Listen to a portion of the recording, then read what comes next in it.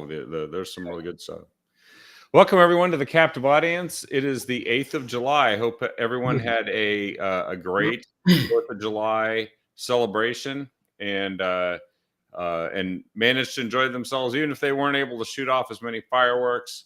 I heard some people went to laser light shows and drone shows, or just sat and ate hot dogs and drank beer, which sounds pretty good to me. And but with us here this evening is one of our fairly regular guests on the show, and a knowledgeable one at that, Representative Ed Diehl of House District 17. Hey, Kevin, it's great to be back. Glad to have you on. I'll be on vacation. So. Yeah. Well, and vacation is we never really take, if you're in politics, you never really take a totally real vacation, right? No. Because they're like, stop looking at the news headlines. They're like, I can't help it. I took a call today about the frustrations some folks are having in the canyon to get relief money to the wildfire victims from 2020. Yeah. There's still money, federal money, that has not made it out the door to these folks. There's so many strings attached. I swear they approve the money, but they make it impossible to actually get the money out to anybody. Yeah. There's so many, the requirements to get to go through this process are so arduous. Some people are saying, I don't want to deal with it. I don't want to deal with it. Because they got the credit for voting for the money, but there's no one sitting around trying to get the credit for actually a check arriving in someone's hands and getting done. And the feds do, they come back and audit. And I think it was Louisiana, in another case, they got their money, their emergency money out quickly. But the feds came back in and said, oh, you didn't follow this procedure, that procedure. So they denied him the money. It came out of the state coffers.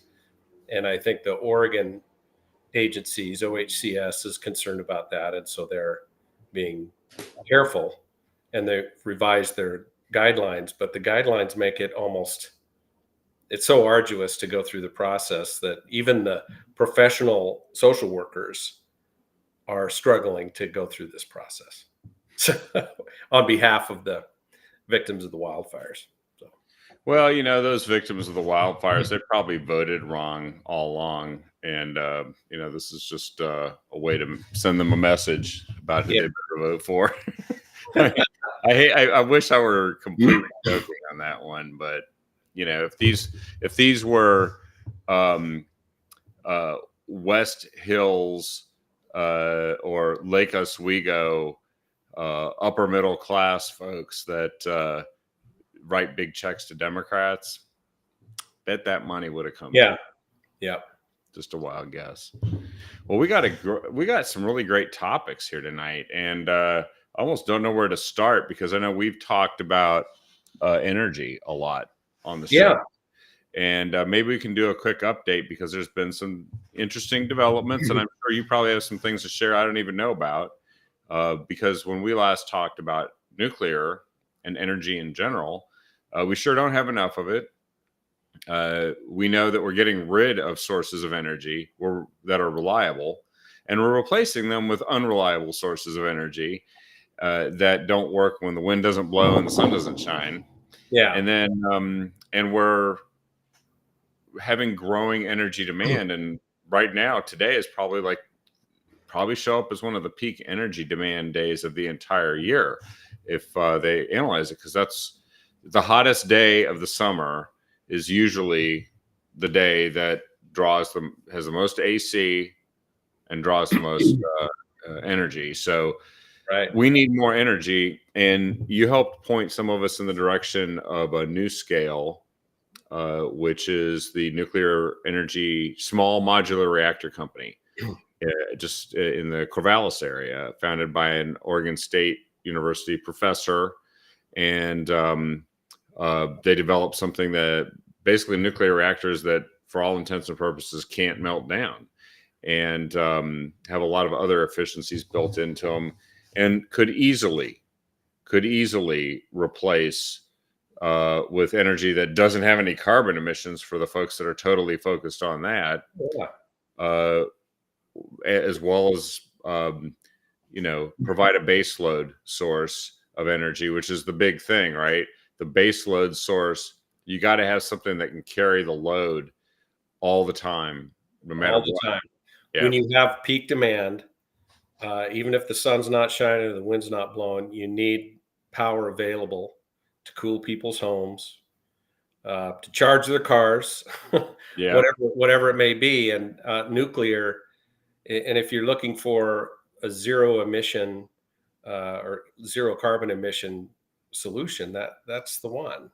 And I'm really optimistic about it. I saw Washington State, the governor, a very a Democrat governor, pretty liberal governor, pretty left governor, is acknowledging that nuclear has to be part of their energy future for the state of Washington. So he's setting them on a path to build more nuclear facilities. And I was reading a statement by the White House. The Biden administration is promoting nuclear power as well, advanced nuclear. Yep. So it's on the lines of what you said with NuScale. There's some other companies that do something similar. They're scalable modular reactors. They have a passive safety system. They will not melt down. They can be disconnected from the grid in a critical situation. They will not melt down. These have huge potential. And also, there was a bill that passed the House and Senate at the federal level. Yep. That is trying to modernize. Its goal is to modernize the Nuclear Regulatory Commission, is my understanding. I haven't gone through the detail of that bill, but the whole point is, one of the larger costs in a nuclear plant, it takes a lot of capital, upfront capital, and sometimes that's tied up for years and years. Part of the reason for that time frame is, one, we don't have a standardized reactor design. Well, NuScale does, and some of the others do now. And the other is just the permitting process can be so time consuming. So if you can cut that time frame down, you have when you look at the cost per kilowatt hour for nuclear, when you're all in on all your costs, it's very competitive. It's very competitive with the other options out there. So I'm very optimistic about it.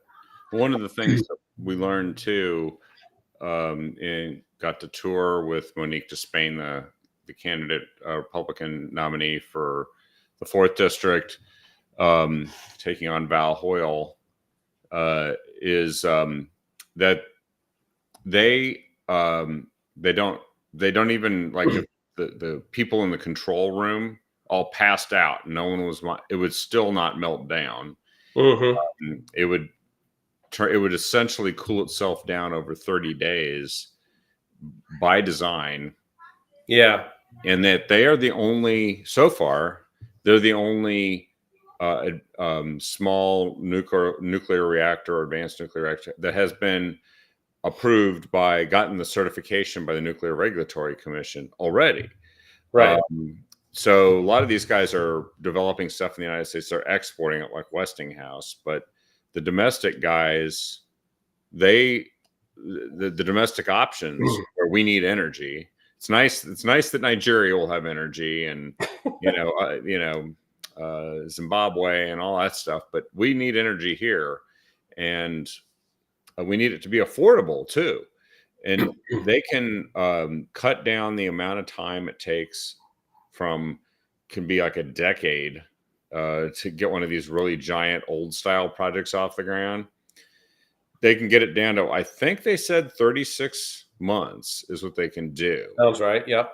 And in addition, the older designs, which, when we hear about all the dangers of nuclear power, it was all based on these accidents from designs whose origin was the 1950s and 60s, which, if you think about it, just think the relative safety of a car in the 1950s and 60s versus now, with a fraction of the weight. Right. No one would make a serious comparison to say, well, that a car now is just as dangerous as the plate glass windows on a 55 Chevy. The only thing it had going for it is it weighed. It was a big piece of iron that probably would just drive through anything. But it weighed, enormous weight. Anyway, the analogy is that the old nuclear reactors had a 1 in 10,000 chance of what they call a fuel incident, which is a meltdown. And these small nuclear reactors are 1 in 6 billion, which is just de minimis, Yeah. And even with the stats for the old reactor, the safety record compared to other technologies is good too. Yeah. The environmental impact also, if you look at the overall environmental impact, it has a smaller environmental footprint than wind and solar. It makes a lot of sense. For Oregon, though, we have to change the hearts and minds of Oregonians. We passed in the 1980 80s a bill or a constitutional amendment that doesn't allow us to build a reactor within the state of Oregon. So yeah. we have to get people to accept, hey, this new technology is safe, it's clean, it has to be part of our energy future, and repeal that constitutional amendment, and then we can get down to business and hopefully use technology that's designed and built right here in Oregon. Yeah, that's right. This is could be a major company, not just supplying Oregon with electricity, but the whole world. Yeah. And it could be based right here, part of that energy renaissance where everybody should be able to agree that if it's safe, and a lot of people are very focused on whether it's carbon free or not, it checks all the boxes. And I think, unlike solar panels, which can cover very vast areas in order to generate electricity, and we already know, like the windmills, whether they're onshore, where they chop up birds, or offshore, where they affect sea life and fishing and various other related industries. I think they said 40 to 60 acres, you could pretty much replace all of that with just a 12 small reactor cluster, and done. Yeah, compared to maybe 3,000 to 4,000 acres of solar. Yes. And then you have also with nuclear, you have, if the sun's not shining, it's still producing load. It produces load power based on demand. So you don't need the battery storage systems that you would with solar. You're not dealing, people forget what is going on in other parts of the world to get these rare earth metals that go into all this new technology with solar. They don't realize that we're out there mining with slave labor in some cases, with zero environmental controls, to get these rare earth metals to build these green solutions. Yeah. So I just think we have to be willing to accept nuclear as part of the solution. And so I'll be bringing a bill again. I'm sure Senator David Brock Smith will be part of that too, because he's brought it before I was even in the legislature. Bring a bill to refer it to the voters, to repeal that part of the Constitution. Well, and we had a couple of observations and questions in the feed here. Oregon has too many Californians for that to change. Well, a lot of those Californians buy Teslas and would like to charge them. And they were being told in California, don't charge them today because we don't have enough electricity. Yeah, Californians want their power too. And in fact, Governor Newsom delayed the mothballing of a nuclear plant, right? Because he knew that he didn't have the base load to meet the demand. So it's a matter of, it's going to take some education We need to educate Oregonians, and there's some resources available for that. Uh, Well, one of the questions here, Ed, is please, what about radioactive waste and what is the half life and all that? I think you sent me something, a video about this. It was they've the the spent fuel situation that used to have people very concerned, where they said, well, we can't do anything unless we have this Yucca Mountain facility in Nevada open and bury it all down there. They've developed pretty efficient and safe dry storage, is what I've seen. They do, and I had in my past career, I had some involvement in that indirectly. My company built robotic welders that would weld the lids on these dry storage containers, and it has a great safety record. So it's still nuclear waste, but you have to treat it properly. But it has a great safety record. And if you look at the amount of waste, the volume of waste compared to what we have, look at the landfills we have with wind turbine blades. Oh yeah. Once once one blade reaches its lifespan, all of them have to be replaced, because when you put a new one on, you have to put 3 new ones, or they all have to be new and they're balanced to each other. And we have no way of getting rid of those besides digging a hole and covering them with dirt. So the volume of waste is much less. We have safe dry storage. Again, there's no reason not to do this. Well, and I think there's even reactors that operate in other countries, and they want to actually have them here, which can go and take the waste and generate more energy from it and break it down into even less radioactive, shorter half-life spent fuel. I think they call them breeder reactors is one form of that older form, but I know that they do that in France. And I recently saw something about this here in the US, where they're trying to actually push the envelope and develop the latest, best technology in that, which everybody says, well, we should be trying to get the best, latest technology. And some of it already exists. It does exist. We're just not using it. Yeah. Yeah. Yeah. Well, let's do that. Let's do it.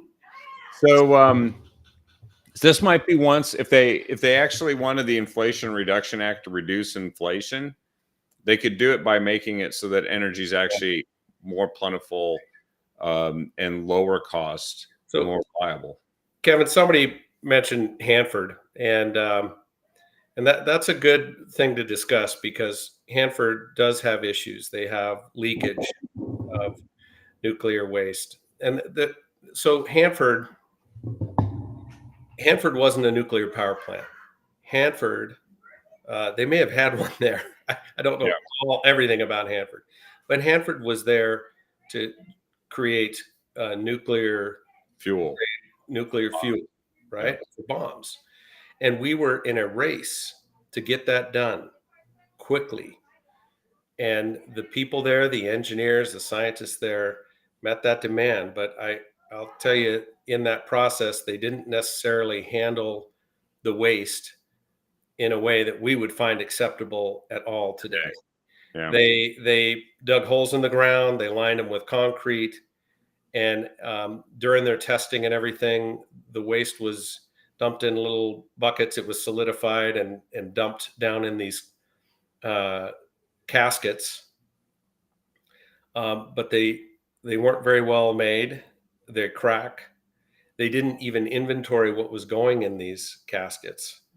So I wouldn't even compare that to what we're talking about today. It's night and day. They were doing, their goal was to develop a bomb before somebody else did, so that we could end World War II. That was their goal, and they took some risks. So now we have a major cleanup effort on our hands, and they're remediating that. But the advanced nuclear technology, it's more like what we have in our nuclear subs. That's probably the closest thing we have. We have a great safety record with nuclear subs. Yep, those aren't hazardous waste sites. that's There's right. small reactors that are extremely safe. There's people living on those subs while the nuclear reactor is in operation. So the technology we're talking today resembles much more of that than it does to a Hanford site.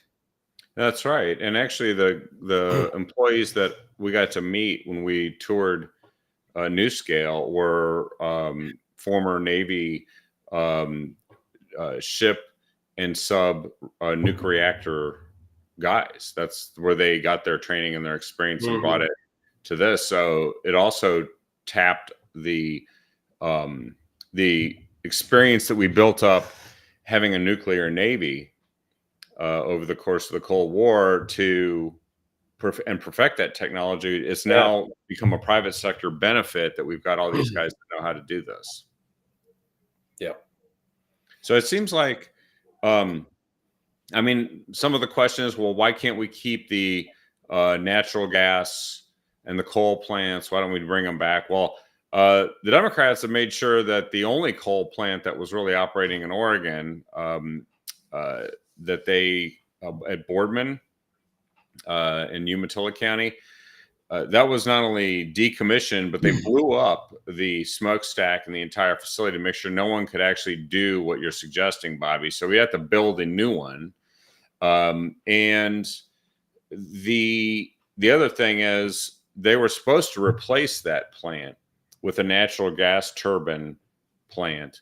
And then after they had already basically given the death sentence to the Boardman coal plant, then they also said, but we're not going to replace it with Yeah. natural gas, which for a couple of decades was the cleaner alternative, certainly.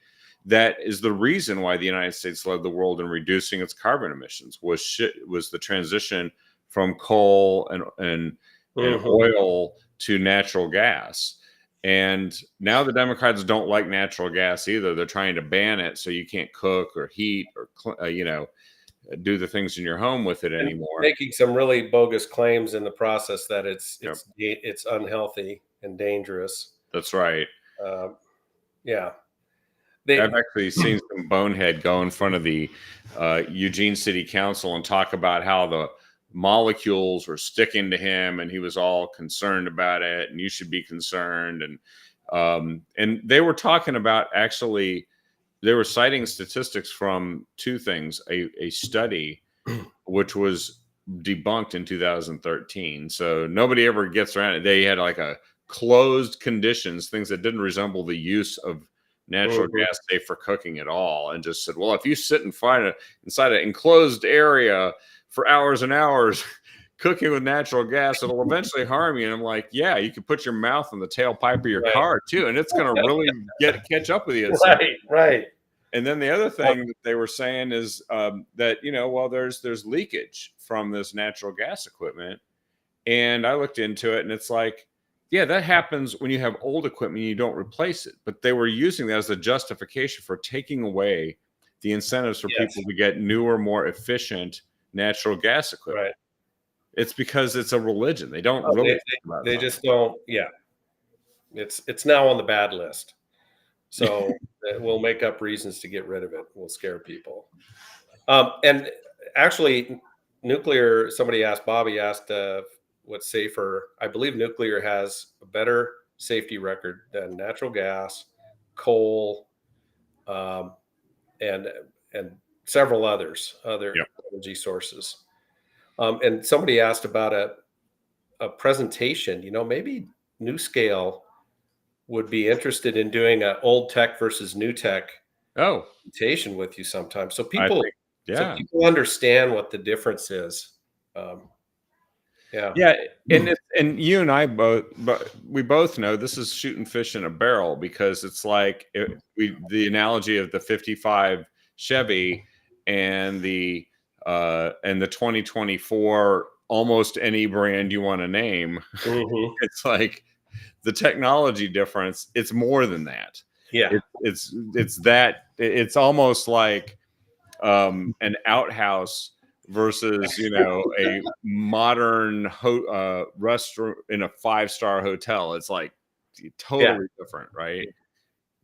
So they just that would be fun. That's a good idea. So we'll put that down on the list, and I'll get in touch with those folks. That could actually be a really fun show because we don't. I think they Our began own to folks do it. don't know this stuff. Yeah, they testified for us in the legislature.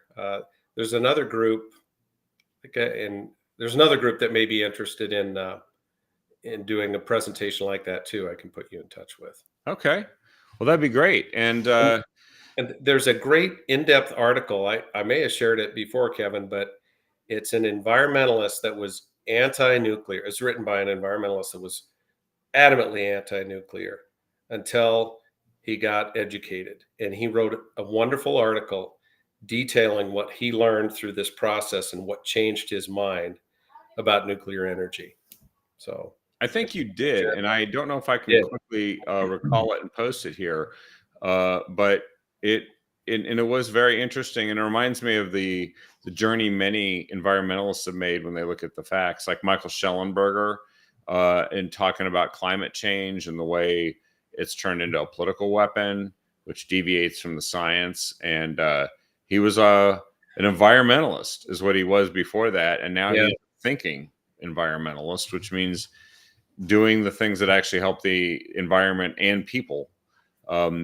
And we're talking about doing things in a balanced fashion, because I'm fine. I think, if nuclear just ends up being so cost effective that we end up just getting rid of other forms of energy that aren't as cost effective, that's been happening forever. That's what's supposed to happen. Yeah, exactly. Well, I think Germany uses wood for energy, but most of the modern world doesn't. Yeah. What happened when they started running low on natural gas in Germany? They shut down their own forests. They went all in on green, and then ended up buying natural gas from Russia. Yep. And when that resource was cut off or reduced, they went back to green. They started cutting down trees. There's no reason Oregon can't be energy self-sufficient. The state of Oregon itself can be energy easy, self-sufficient, low cost. In fact, that's why some companies located here originally, it was hydroelectric dams were just cheap, and you're just always going to have it. Basically. Yeah, while we're blowing up coal plants, we're buying energy from other states that are producing that energy with coal, and I think in some cases nuclear and other energy sources. Yep. So we're setting ourselves up to be dependent on other states. We're also taking dams out, which is, for a variety of reasons, that's completely nonsensical. Well, they had to kill 1 million fish in order to save them with that one dam in Klamath they took out. That was reminds me of that old joke from the Vietnam War where you had, in order to save that village from communism, it had to be destroyed. It's like, that's a whole other. The Endangered Species Act is just, I think it needs to be modernized because it leads to some really silly decisions. Indeed. Yeah. Ones that have left us with, at times, very little water for crops and things like that too. Right. If water's scarce, aren't you better off to store it so you have it when you need it? Yeah. And why is it okay to kill hundreds of thousands of one fish to save a few thousand of another fish? I don't understand the thinking there. And it's not even definitive. They don't know if these things they're doing with the rivers and the streams and taking out dams or changing the flows, they don't really even know if that's going to solve the problem. Yeah. We'll find out in 20 years. Well, that's what they did with the spotted owl, and turned out that they were completely wrong. The barred owl was killing them. And so now they send out posses to go and shoot the barred owl. We're paying, our tax dollars will end up paying people to kill barred owls to save the spotted owl. And after we locked up hundreds of thousands of acres to save the spotted owl and found out, well, that didn't do any good. I can't fathom it. Maybe this owl just isn't destined to survive. The barred owl is more aggressive. It's actually more it's a better owl for that habitat for forest habitat than the spotted owl is. It's Yeah, I mean, it's a natural environmentalists come in predator, and the pick spotted nature's owl. losers and say Yeah, they have to be protected no yeah, matter what. You yeah. know? And we'll never get rid of the barred owl. You can hire a bunch of hunters to kill 500,000 of them. They're still going to come back because uh, they're larger, they're more aggressive. Um, they mate with spotted owls. They take their habitat. They take their nests. They kill spotted owl. We're never going to get rid of them, and they're prevalent all over the country. They've just migrated to the West Coast. So.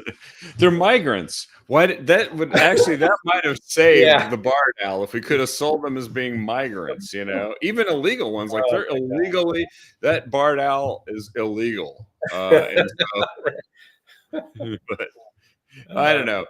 It's funny to watch liberal on liberal violence and And, their various issues. and some environmentalists are fighting the windmills. Offshore, Marjorie asked, the offshore wind in particular. I spoke to someone from 1,000 Friends of Oregon that is very opposed to offshore wind. I don't know if Well, 1,000 Friends has taken a policy stance or not, but there are environmentalists that don't want their landscape smattered with windmills, yeah, and they don't want their farmland covered with solar panels. that's right. Yeah, prime farmland. Yeah, Well, yeah, and remember back in the 80s, there was the blowback against Save the Whales, and it was Nuke the Whales. The little bumper stickers, Nuke the Whales, and we're combining both in this program now. yeah. Right. But what's funny is that was a joke, just to say, well, you know what? The hell with your whales, nuke them. And but actually, there are people who claim to be doing the best thing for the environment are going to kill whales Mhm. off the Oregon coast, Yep. and they're fine with it. Well, there are people fighting against all of this, including the Indian tribes are not thrilled with it, which They're is not thrilled with it either. Yeah. Yeah. For a lot of good reasons. So every one of the energy sources we have, we need energy, right? But everything has trade-offs. And it seems like we grab onto something. Batteries are great. We grab onto all electric, we got batteries, but we don't understand the environmental trade-offs for all these rare earth metals and the mining that goes on and the energy it takes to create a battery. yeah. But there's trade-offs with solar, there's trade-offs with wind. All of these things have trade-offs, and we don't really pay attention to what those things are. So we end up with policies that just doesn't feel like they're guided by good science. And they're not guided by economics either, which usually No, means they end no. up costing a lot of money and not working. That's part of the reason our utility bills are what they are. Yep. Well, people have seen their utility bills go up 25%. Why is that? Well, in part, that is mandates by the left and the legislature to have some pretty unrealistic green energy goals.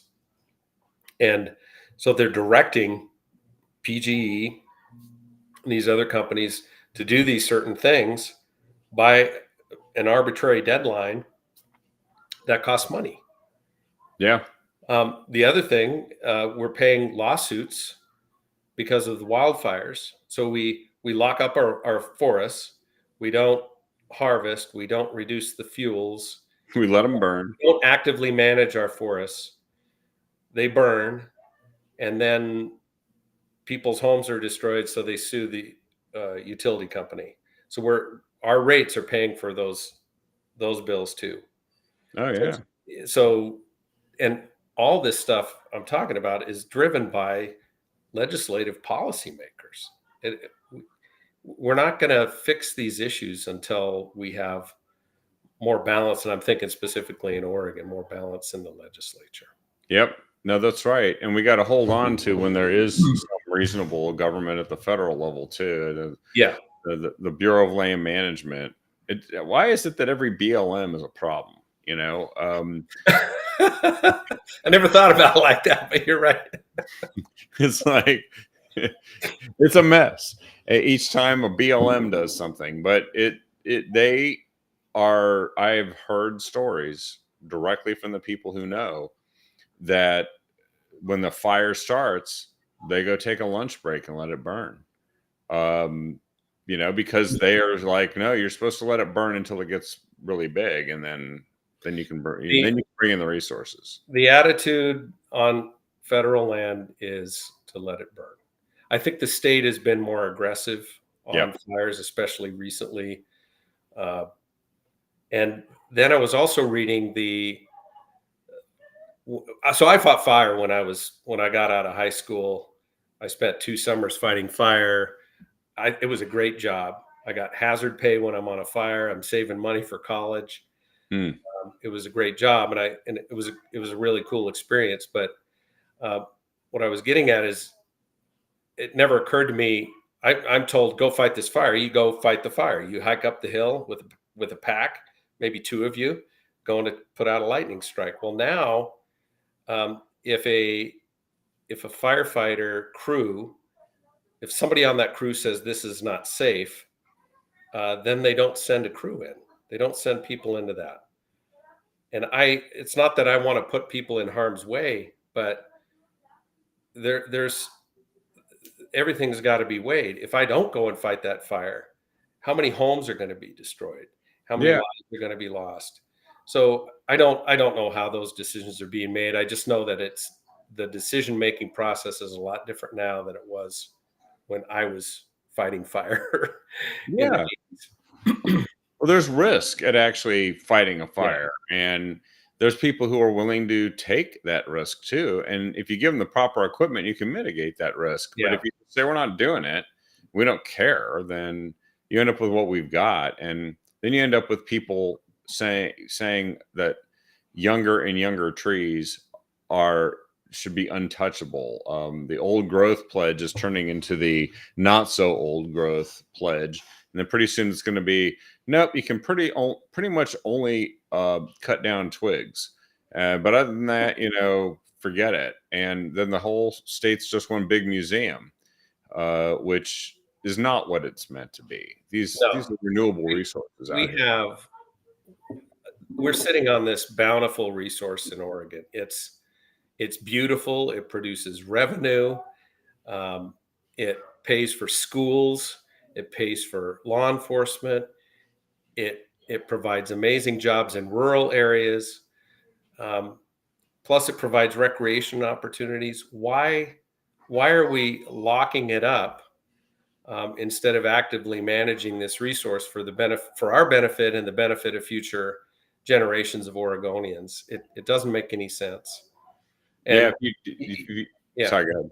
No, even if you look at their arguments about carbon, carbon sequestration, in the life cycle of a tree,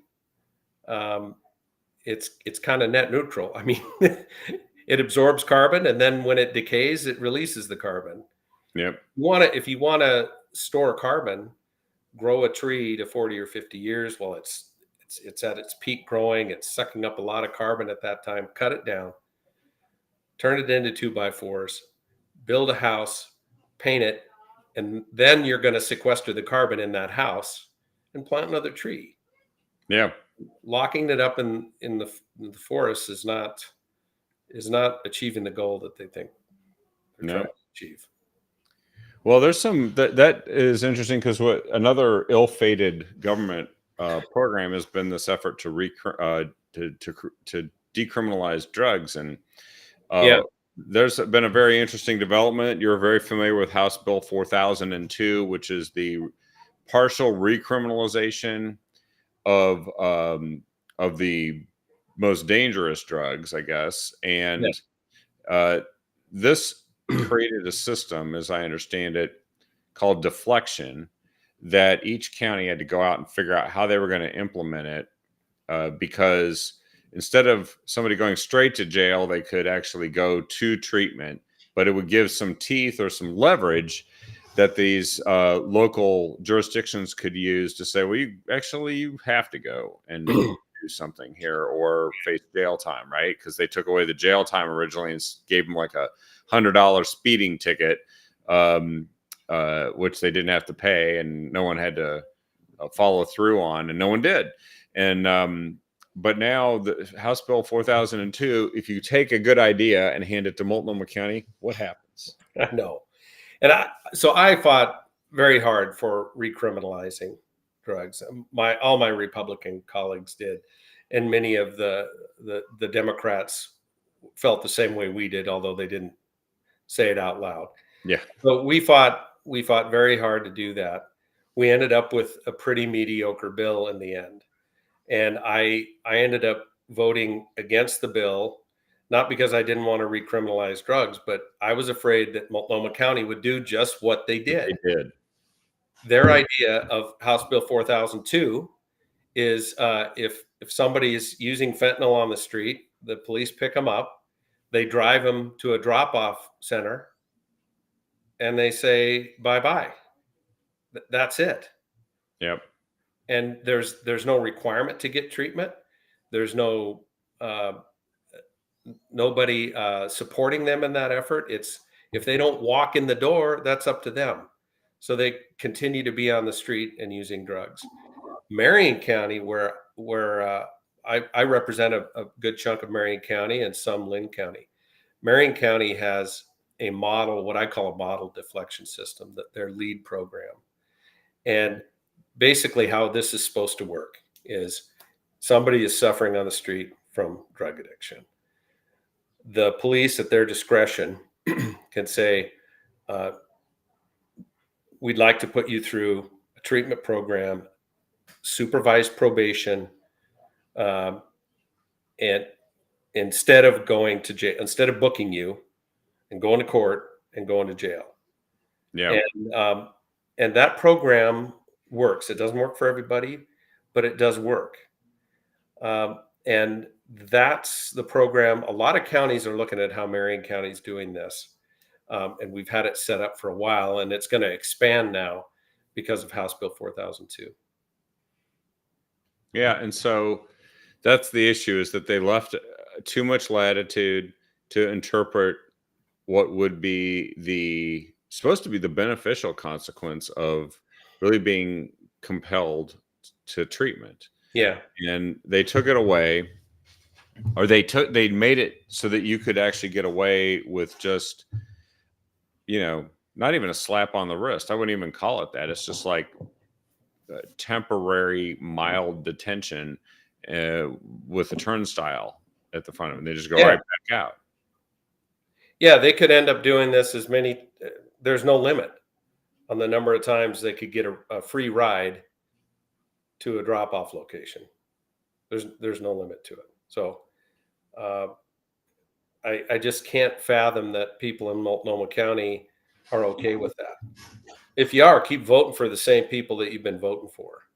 But if you're not, you better change how you vote. Well, the chair of the Multnomah County Commission is the problem. And she's the one who, Susan Vega Peterson, or whatever, she really believes in this harm reduction stuff. And people didn't listen and understand what that meant when they were being offered different options by other candidates. And they looked at her and it's like, oh, she's probably fine. She loved it.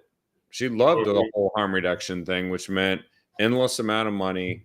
She was the one that presided over giving foil and straws to fentanyl users, and books about how to more effectively take drugs,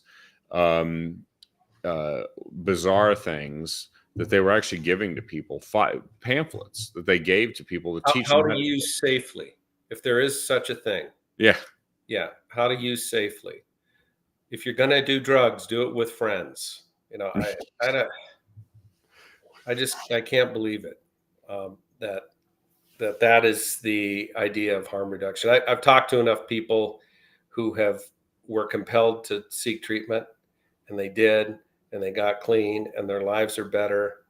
Does it work for everybody? Does required treatment work for everybody? No. But no treatment, it doesn't work for anybody. No, low Required treatment. treatment works for some people. Well, it was enablement. So enablement was only Totally. working for people It's, who it's worse money than off of yeah, enablement. yeah. I mean, that's the bottom line, right? There are people that are making money off of not solving the problem, and they must love. Is it Jessica Vega Peters? I think it's Jessica Vega. I think you're right. Yeah, yeah. Well, So that I think we might try and put some more teeth into 4002, although I think that's going to be tough. It was tough to get that bill the way it was, despite overwhelming public sentiment. sentiment to recriminalize.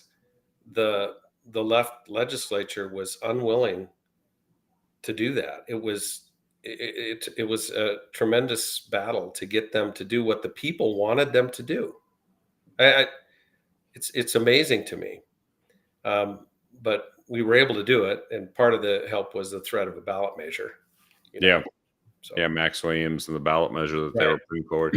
Well, and also those guys were part of the like a lot of the Democrats. They just wanted to be able to virtue signal on the issue for the election because they wanted to say, "Well, look, I'm trying to solve this." I believe our Democrat nominee for Attorney General, what's his name? Your former speaker. Rayfield, Dan Ray- Rayfield. He was one of the people that's out there now taking big credit for having pushed House Bill 4002, Which I cannot believe. He voted to implement ballot measure 110. Yeah. He voted to implement it, and it was a flawed ballot measure. They just rubber stamped it and sent it on through. He was involved in that, and he would have passed the bill that they wanted to pass. Would not have recriminalized. Yeah, and he would have been okay with that. He would have passed that. It would have had a Class C misdemeanor. Yeah, which is a big nothing burger. Yeah. So I don't know. It's frustrating to hear him take credit for that when he voted to decriminalize drugs in the first place. Yep. Well, there's a couple more topics I wanted to hit here before we wrap up. If you have a couple more minutes. Yeah, sure. So, little update on ranked choice voting. Star voting was defeated in Eugene. And star voting is, I think, just another confusing version of ranked choice voting in a way. It is different. I'll give you a quick rundown. The folks behind star voting, I think it is an Oregon-based initiative. The folks behind star voting, some of them anyway, were proponents of ranked choice voting, and then they discovered all the flaws of ranked choice voting. And tried to find something that in their view is better, and they came up with star voting. They do not like ranked choice voting at all. They're opposed to it. So it's very interesting. Yeah. And but I was happy to see that Eugene voted it down. Hopefully we will see the same thing with the ranked choice voting ballot measure on our November ballot, that Oregonians unite and vote no on that confusing, costly change in our voting. Yeah, actually, ranked choice voting is like ranked choice confusion. And if you think confusion is going to help you understand what you're voting for and feel more motivated to participate in the election process, then ranked choice voting is your thing. But if you think that's a problem, then we don't need it. It's creating a problem. It's not solving a problem. It's creating a problem. No. And I've been talking a lot with Philip Izon up in Alaska. Yeah. And he's got a ballot measure to repeal ranked choice voting in Alaska. And if you want to find out how ranked choice voting does not work, look at Alaska. Yep. So I'm pretty sure the ranked choice voting folks are spending tons of money to get his ballot measure off the ballot because they know it'll be repealed. Because ranked choice voting has been repealed in, I think, over 90 jurisdictions, U.S. jurisdictions. This ranked choice voting isn't new. It's been around for a long time. People try it. They don't like it. They repeal it. That's its track record in the United States. Why in the world would Oregon sign up for this grand experiment? I have no idea. And Portland did. Portland is going to have ranked choice voting this fall. They are. And the city council is going to be elected in the worst witch's brew of ranked choice voting you can have, which is multi-member districts with ranked choice voting, where you can have 3 people elected by ranked choice voting, and one of them might get less than 20% of the vote, which means that Antifa's got a shot in getting somebody on the city council. Yeah. And we went into detail on ranked choice voting a while back. Thank you for that discussion. So we don't have to rehash all that. But I would really encourage people to really do it, really understand it. It has a lot of flaws. We do not want, and it's being funded by out-of-state interests, just like ballot measure 110.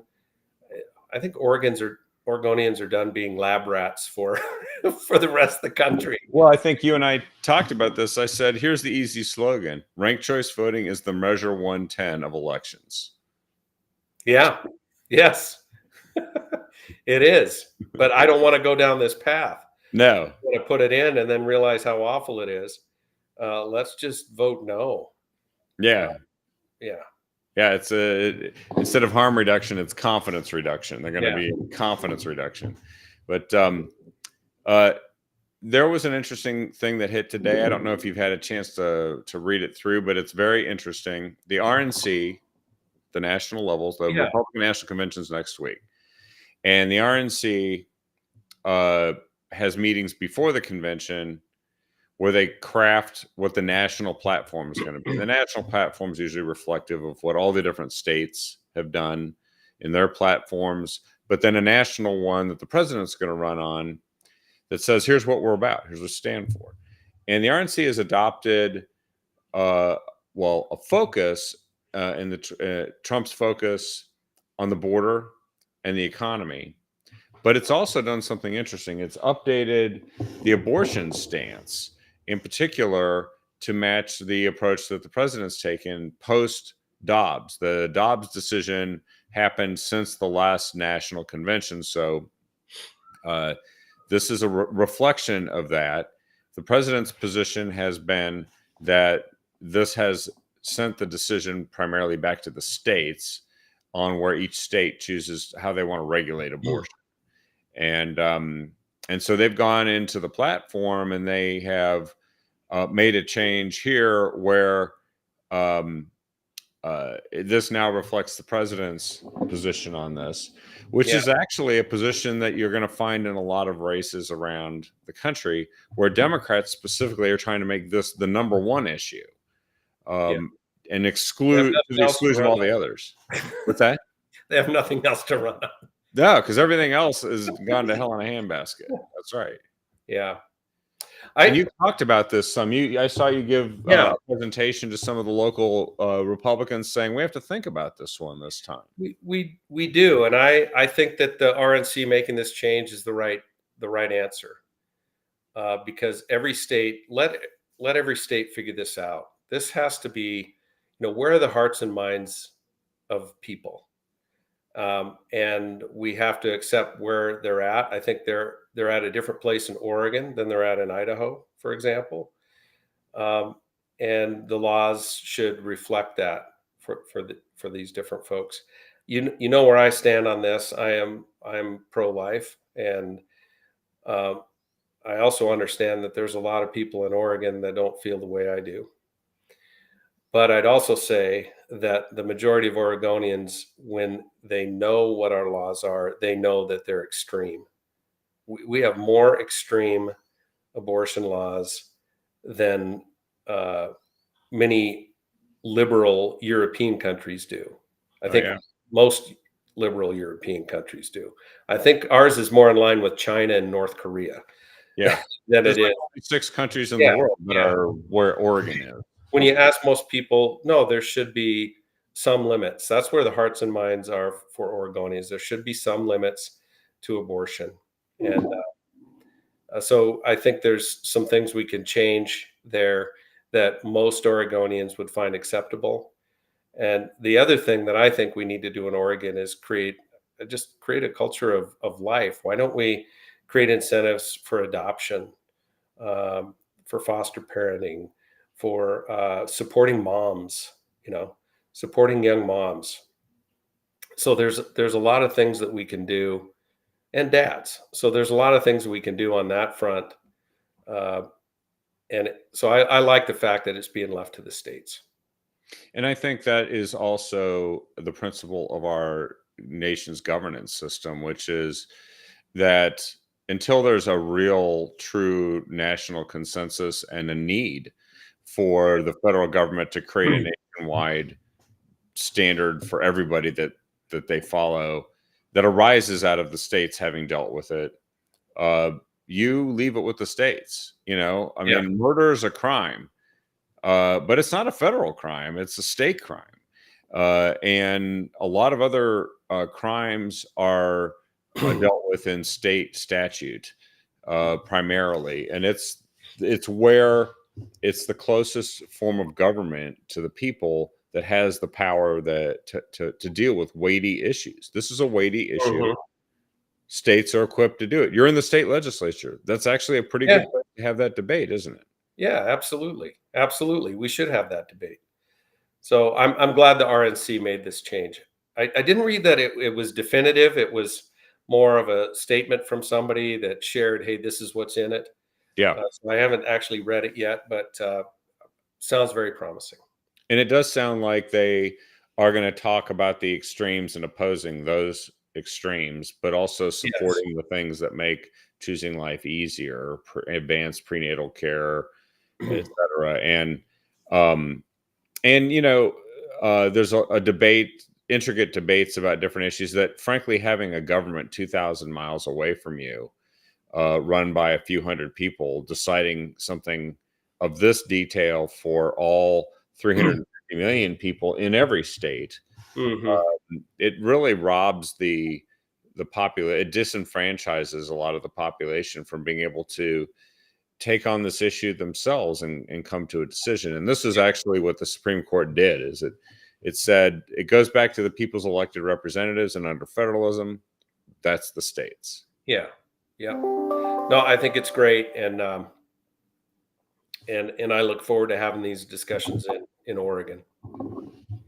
Well, and then uh, I thought this might be a nice whopper to conclude the program with, is that the state apparently has made a $2.9 billion mistake. Did you catch Yeah. this one? What's Yeah. the gist of it? Oh my gosh. I know that's a lot of money, even for Oregon. Yeah. All I can say, Kevin, I'm a business guy, and I oversaw a lot of budgets to run a business. You have to pay the bills, you have to keep the lights on. So you keep very tight track of your money. And I was really shocked when I got into the legislature how little accountability there is. And the reporting is weak. There's pockets of money that I serve on a Ways and Means subcommittee for human services, and I think 40 some percent of the state budget goes through is human services related. And Yeah. I saw a lot of my colleagues just rubber stamping the budget. There was no scrutiny, no analysis of it. And to me, it reeks of 4 decades plus of just one party governance, and there's no accountability. So I would restructure how we do budgets and how we report on budgets. There's a lot in there, but yeah, I wasn't surprised.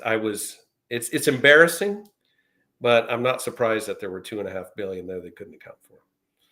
Well, and this one is the classic pass-through stuff. Auditors who reviewed the paperwork from 18 federal programs allocating money to 11 state agencies also recommended ways to fix these accounting errors. And there's the low income home energy assistance program, the temporary assistance for needy families, block grants for mental health services, vocational rehab grants, and Medicaid clusters. And what's interesting is those all sound like worthy causes of people you'd want to help. And yet this money could actually be going to people that it's not supposed to go to. Mm-hmm. It could be just completely wasted, and there are people that might really need it that can't get it. Yeah. Well, like we talked earlier, that's what I'm seeing in the canyon. I've got people who were dealing with wildfires in 2020. 4 years later, they still have not seen the money that they were promised from the feds, federal relief money. 4 years later, Yeah. still haven't seen it. And the red tape that goes through that, and then to hear, well, we wasted $2.5 billion, or we have no idea where we went it, but we've put so many barriers and requirements on for real people to get money that it makes it almost impossible to get the money out, and it gets delayed. It's very frustrating. But a lot of bureaucrats get paid to administer. Oh yeah, process, a lot of that. no matter how much is delayed. Yeah, collecting more PERS while they're doing it. One last question, because I always try to ask every guest that comes on, since we've had this debate, and we've seen what happened with President Biden, who now finally admits that he had a bad night, which is fascinating. And they're gonna keep him? What's your take? They're gonna keep him? They're gonna replace him? And if so, who and how? Yeah. He's pretty adamant to stay on. Kevin, here's what the biggest part that surprised me is that his performance surprised anybody. No. Are you not paying attention? Yeah. I mean, so it was an unspoken thing. I've read a couple articles after the fact that this was known. Anybody who spent any time with him knew, but they were afraid to say anything. It's like an emperor has no clothes thing. Yeah. And this just got it out in the open for people who weren't paying attention. Here's the other thing. If the Democrats thought he could win, they'd roll him out on a gurney. Oh yeah. It's the fact that the polls say he won't. Yeah, it's the fact that the polls say he will lose is why they're so adamant to get him out of there. That's the real reason. He's going to lose, so they want to replace him. If he was going to win, they wouldn't care. Well, and it's more than wouldn't care about dementia. They wouldn't care, and they didn't care when they knew that he wasn't functional. But but it isn't just him that'll lose. A lot of these other folks are worried that he's going to bring them all down as they sit there and use up their credibility defending him. Yeah, Boyle just did this actually. Over the weekend, she said, "Biden, he's the guy. He's the best candidate. He had a bad night, but he's the best candidate." He had a bad night. Yeah. I don't know what to say. Well, the guy's not capable of running for the next election, much less leading the country right now. No, that's right. The minute they admit he can't run for re-election, I think it's only a matter of time before he has to step down now. Yeah. And he's going to be not held accountable for the things he's done over the years, which have been established, actually, that he did have like secret documents and knew it. But he was an old man with a poor memory that a prosecutor said would never get convicted by a jury. Well, an old man with a poor memory shouldn't be in charge of 5,000 nuclear weapons either. No, he should. So. Well, I don't think I trust him to cook dinner for me, much less run the free world. So. That's right. That's right. Well, we got you on the record there. So you're calling. You're saying that he doesn't have to leave if he doesn't want to, but he probably should. And a lot of people are going to say he should. I think he should. I don't think he's going to. But I don't know. I know he's getting a lot of pressure, but his family is rallying around him. Yeah, and he's got the law on his side, the delegates. It's got to happen. It's got to happen quick, right? It's got to happen very quickly. Well, actually, you know when he's actually going to become the nominee? I just heard this for Oh sure. yeah, that's going to August be 7th. virtually. Yeah. Yeah. August 7th, they're going to hold a virtual convention to seal the deal, even though they don't really have to. That Yeah. was only necessitated by, at one time, Ohio did not have Right. a deadline that could be met by the Democrat So National this Convention. is coming They're up gonna do it quick. anyway. And then Jamie was telling me that he has what $100 million in his campaign nest egg. Yeah. They can't just give that to anybody. Yeah. But there is a path where it could be handed over to Kamala Harris if he was nominated, and then there's some process they go through if he's nominated, and then he declines or something like that, and then it goes to Kamala, and then she has access to that money. But other than that, it would be very hard to get that money in the hands of another candidate. Directly. They got a real mess on their hands. Yeah. Well, I'm sorry, but it's happening to some people who earned this problem. And by the way, it's Democrats that are really upset about this, that wish they had more choices, but they should be upset at the party who they just allowed to do this. Right. Right. This Donald Trump didn't do this to them. No, they did this to themselves. Yeah. Representative Deal, thank you so much for being here. It was a great show. Everybody seemed to enjoy it here, and we obviously would love to have you on again. I know there's going to be more stuff as we go into the summer. The old Chinese curse about may you live in interesting times seems to repeat itself over and over in election years. And at some point, I'd love to talk to you about some of these latest Supreme Court rulings. The Pass case, the Chevron case, huge ramifications for Oregon. So, let's do it. We'll have a SCOTUS day.